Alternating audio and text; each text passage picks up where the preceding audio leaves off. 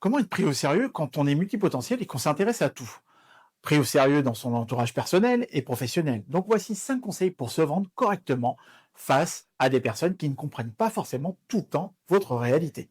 Alors vous avez plein de passion et d'intérêt et vous trouvez que personne ne vous prend au sérieux. Bienvenue dans la matrice, aussi bien pendant les entretiens de recrutement qu'auprès de votre entourage. Voici comment transformer votre côté touche-à-tout ou votre profil de multipotentiel en une véritable force pour faire la différence et convaincre sans savoir à se justifier ou à faire des gros efforts. Vous croyez vraiment que vous allez rester toute votre vie dans le même travail? Notre cerveau fonctionne différemment. Il y a quelque temps, un expert en neurosciences expliquait qu'il n'était pas du tout souhaitable de faire le même travail tout au long de sa vie. D'ailleurs, bravo à toutes les personnes qui arrivent à le faire, parce qu'aujourd'hui, entre l'envie de rester dans la même entreprise sans être touché par une fusion, réorganisation, restructuration, etc., et les personnes qui ont la volonté aussi de rester toute leur vie dans la même entreprise, c'est pas forcément évident. Et je pense que ça se fait de moins en moins. Notre cerveau ne serait pas conçu pour ça. Et le besoin de diversité et de nouveauté nous amène à constamment être dans la recherche de nouveaux challenges. Et ces deux besoins caractérisent très souvent la majorité des personnes ayant un profil de multipotentiel. Alors, laissez-moi vous poser cette question très simple. Comment vivriez-vous votre profil de touche à tout si on vous encourageait à explorer, à apprendre de nouvelles choses, à évoluer et à assumer votre profil? Ce serait probablement la clé de votre réussite. Dans d'autres pays, on reconnaît depuis longtemps l'importance de changer de métier ou de rôle professionnel. On reconnaît la flexibilité professionnelle et ça, moi, ça fait aussi depuis 2014 que je tiens ce discours-là, que je tiens le discours que on ne reste plus dans la même entreprise toute sa vie car tout s'accélère et tout évolue encore plus rapidement qu'il y a 10 ans. Mais en France, cette croyance du travail à vie perdure et même auprès des nouvelles générations. Car quiconque change trop souvent de travail est considéré comme instable et peu fiable. Aucune possibilité de tester ou d'essayer. Le résultat, les jeunes qui quittent l'école se retrouvent avec une pression énorme pour faire un choix de carrière, ce qui les laisse très souvent paralysés par l'indécision. Parce que soyons réalistes, beaucoup de jeunes n'ont pas vraiment une idée précise de ce qu'ils veulent faire. Ou mieux encore, ils savent ce qu'ils veulent, essayer plein de choses, et essayer plein de choses différentes. Mais l'opportunité de le faire, elle semble quasiment inexistante. Et comment on peut être pris au sérieux par des recruteurs qui cherchent à cocher les cases du bon mouton à 5 pattes quand on a déjà changé plusieurs fois de situation professionnelle? Ce qui est à peine surprenant, vu le manque de courage de certains recruteurs à prendre des personnes qui ont un profil un petit peu touche-à-tout, multipotentiel, un parcours non linéaire et qui ont des compétences diversifiées. Parce qu'il faut respecter aussi la procédure avant tout. Il faut cocher toutes les cases. On est quand même dans un pays où les éleveurs de lapins doivent faire une étude de marché pour choisir la meilleure variété de foin. Et puis, il faut un comité de pilotage pour la distribution de carottes ou faire un benchmark des meilleures pratiques de grattage d'oreilles chez le lapin, etc. Bon, j'exagère, bien évidemment, c'est un petit peu excessif, mais il faudrait peut-être s'adapter à son environnement extérieur de manière logique et intelligente. Mais bon, en attendant, ce sera à vous de vendre efficacement votre profil de touche-à-tout multipotentiel et de présenter le fil conducteur de votre parcours à votre interlocuteur si vous voulez être pris au sérieux. Et vous devrez passer par cette pratique du marketing de soi, marketing personnel, marketing de développement professionnel, on va dire ça comme ça. Comment une personne qui souhaite encore évoluer peut-elle se vendre sur le marché du travail? Peu importe à quoi ressemblent les concepts, les idées innovantes ou les philosophies d'entreprise, ils doivent toujours résister aux yeux critiques des employeurs, des recruteurs et aussi de son entourage personnel. Pour être à la page, il faut maîtriser le jargon du moment, il faut que le recruteur soit hypé par votre discours parce que tu comprends, c'est mieux pour lui. Ce qui représente une vraie aubaine pour les experts en personal branding, en marketing personnel, qui vous vendront leur soupe sur LinkedIn. Je ne citerai bien évidemment pas de nom, comme mon ex-associé. Attention ironie. Depuis quelques temps, je fais beaucoup d'entretiens car j'interviens sur de l'aide au recrutement. Et ce qui me frappe particulièrement, c'est le manque de développement professionnel chez beaucoup de candidats. Très peu de gens se considèrent comme étant en perpétuel devenir, en perpétuelle évolution, prêts à apprendre et à se réinventer constamment. Ils ont déjà pris leur retraite sur l'apprentissage. Penser que notre identité professionnelle est figée, c'est vraiment limiter les possibilités de développement professionnel. C'est pour cela qu'on devrait nous voir, nous, profils multipotentiels, comme des êtres en constante évolution, capables de se réinventer et de grandir tout au long de sa vie. Et c'est ce que l'on appelle l'orientation tout au long de sa vie. Un concept qui reconnaît que les individus peuvent avoir besoin de soutien et de conseils pour leur orientation professionnelle, non seulement au début de leur carrière, mais tout au long de leur vie. Un concept promu par l'Union européenne et qui fait partie des politiques européennes visant à améliorer l'adaptabilité, l'inclusion sur le marché du travail, etc. Et ce qui pourrait aussi favoriser l'apprentissage tout au long de sa vie. Et ça englobe non seulement l'éducation initiale et le choix de la première carrière, mais aussi les reconversions, l'apprentissage continu et l'adaptation au changement dans les secteurs professionnels. L'idée est de permettre à chacun de s'épanouir et de s'adapter à un environnement en constante évolution, en acquérant des compétences, des connaissances et aussi en explorant de nouvelles opportunités à différents moments de la vie. Note pour les recruteurs, peut-être que ce serait bien de prendre ça en compte au lieu de chercher des candidats qui ne sont des clones que de vous-même. Alors que faire si vous avez beaucoup trop de choses qui vous intéressent dans votre vie? Alors pour moi, ça a été vraiment hyper difficile de savoir quoi faire quand j'étais plus jeune, parce que tout m'intéressait.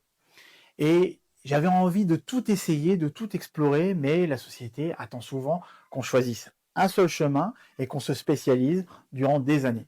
Et c'est cette pression à devoir choisir qui peut nous faire douter de la légitimité de notre curiosité et de notre goût pour l'apprentissage. Moi, clairement, j'ai mis du temps avant d'assumer ce profil de multipotentiel et de touche à tout, mais c'est parce que j'ai trouvé mon fil conducteur et que j'excelle dans mon domaine que j'assume maintenant, aujourd'hui, ce profil de touche à tout.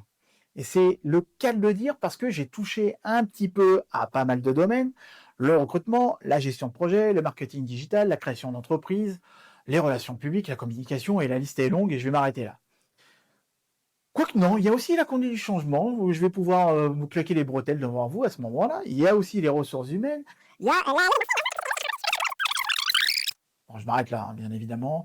Vous l'aurez compris, j'ai fait pas mal de choses et j'ai touché à pas mal de choses. Si vous aussi, vous avez touché à tout, vous devrez vous poser la même question que je me suis posée, à savoir, qu'est-ce que je vais faire de tout ça?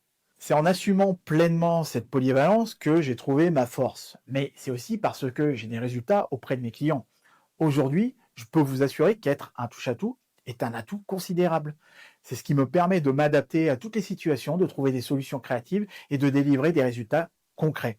Et c'est précisément ce que je veux partager avec vous dans cette vidéo. Donc, comment amener les gens à vous prendre au sérieux? Je vous propose donc des stratégies pour être pris au sérieux en tant que multipotentiel. Voici 5 conseils pour les personnes aux intérêts multiples. Tout d'abord, il y a l'idée de focus. Afin de ne pas paraître erratique, je vous recommande de dresser une liste de vos prochains objectifs. Ça va montrer aux autres que vous êtes sérieux et que vous ne passez pas d'une idée à une autre sans réflexion, sans suite logique. Donnez un sens plus profond, c'est-à-dire identifier ce qui vous mobilise réellement et qui a une vraie valeur pour vous. Je ne parle pas de passion ou de motivation, hein. Je laisse ce type de conseils superficiels ça aux autres, hein. Ce qui vous mobilise, c'est plus profond et c'est plus durable. Ça va vous aider à inscrire vos projets dans une logique cohérente et d'éviter d'être perçu comme quelqu'un qui a des activités insensées. Oui, ça c'est le troisième conseil que je vous donne: patience et observation. Retenez un peu votre enthousiasme naturel jusqu'à savoir si vous voulez vraiment poursuivre durablement une activité. Et allez jusqu'au bout. Faites-vous un petit peu de rentre-dedans pour patienter. Ça vous évitera de paraître inconstant. Soyez courageux face au changement. Parce que parfois, vous avez fait le tour d'un job, et puis vous vous dites, ouais, j'ai suffisamment appris de cette activité, et puis vous vous dites, je vais passer à autre chose. Ça demande du courage parce que peut-être que vous êtes englué dans une forme de routine confortable et sécurisante, mais il est essentiel pour vous de continuer à progresser autrement dans un an, parce que sinon je vous ramasse à la petite cuillère si vous n'évoluez pas et si vous ne changez pas. Donc prenez votre courage à deux mains et osez changer, osez passer d'une activité à une autre. Et le dernier conseil que je peux vous donner, c'est d'avoir confiance en vos choix. Agissez avec assurance, activez à la fois votre intuition et votre pragmatisme. Vous affirmerez vos choix sans hésitation. Bien évidemment, vous testerez pas mal de choses, vous essayerez pas mal de choses et vous n'aurez pas forcément la garantie d'un résultat ou d'un succès qui sera supérieur à la moyenne. Déjà, on a des parcours de vie qui sont souvent éclectiques, qui sont diversifiés, qui sont non linéaires et tant mieux, à condition d'être en cohérence avec qui vous êtes. Ces parcours qu'on peut avoir, qui sont non linéaires, peuvent parfois mener à un succès qui est supérieur à la moyenne. Alors je ne vais pas faire mon copier-coller français d'Anthony Robbins, David machin chose, là, en prenant mon exemple en disant « j'ai réussi, donc vous pouvez réussir vous aussi ». Non, parce que j'estime que j'ai pas réussi ma vie, car je suis un éternel insatisfait qui recherche constamment l'amélioration continue. Et comme le dit Miyazaki dans un documentaire qui est plutôt intéressant sur son œuvre, les gens satisfaits m'ennuient. On va rester d'ailleurs dans le Japon, qui est un pays très conformiste. Prenons l'exemple de certaines personnalités qui ont réussi à assumer leur profil et leur parcours atypique. On va prendre l'exemple de Murakami, qui a un parcours atypique parce qu'avant de devenir écrivain, à 29 ans, il avait vécu un début de tardif dans l'écriture parce qu'avant il était gérant d'un bar de jazz à Tokyo. Cette expérience lui a servi pour nourrir ses romans qui sont remplis de musique et d'onirisme. Il a un style qui est très vraiment propice à sa personne, il est assez unique, mais par contre il a longtemps été marginalisé au Japon avant de devenir une référence mondiale. Il est passionné de course à pied et ça se voit parce qu'il considère que l'écriture est un exercice d'endurance, ce qui prouve qu'un parcours atypique peut mener à une œuvre singulière et inspirante, même si j'aime pas ce terme-là parce que David machin chose l'a beaucoup utilisé et on le voit très souvent aussi sur LinkedIn. Donc moi je vous recommande le reportage d'Arte sur son œuvre qui est vraiment très bien. Retenez une chose, votre future réussite est la combinaison de votre confiance en vos choix et des doutes constructifs que vous pouvez avoir. Donc lâchez votre syndrome de l'imposteur car vous n'en êtes pas un. Cette combinaison est ce que l'on appelle une dualité interne. Une dualité qui pousse beaucoup de personnes à réussir, car elles ne cessent jamais de se remettre en question et aussi d'évoluer. Donc si vous remettez en question, c'est le début du commencement, mais à condition de mettre votre questionnement au service de votre évolution et de vos projets. Le monde n'a pas besoin de gens médiocres qui ne doutent de rien. Il a besoin de ceux et celles qui assument leur potentiel, osent changer, osent explorer et qui, par leur dynamisme, apportent un vent de fraîcheur et de nouveauté. Pour les profils multipotentiels, la clé, c'est de transformer cette diversité d'intérêts en une force et de montrer que la curiosité, l'apprentissage, la capacité à apprendre constamment sont des atouts précieux parce que c'est l'époque qui nous le demande aujourd'hui. Émilie Wapnick terminait sa conférence TEDx, qui date déjà de pas mal d'années, en disant la phrase suivante. Multipotentiel, le monde a besoin de vous. Et ça, je vous confirme. Merci d'avoir regardé cette vidéo. Si vous l'avez appréciée, mettez un pouce, un abonnement à la chaîne vous rendra le sourire. En attendant, si vous avez un projet de reconversion professionnelle, que vous voulez changer de métier ou créer votre activité et que vous voulez évaluer la faisabilité de ce projet, ne cherchez plus, pensez au coaching. Je vous donne rendez-vous sur mon site osebriller.com. Vous aurez toutes les informations sur les programmes d'accompagnement et le nouveau programme collectif qui verra le jour là prochainement, si ce n'est pas déjà le cas au moment où vous regardez cette vidéo. D'ici là, prenez soin de vous, assumez-vous et osez briller dans votre vie.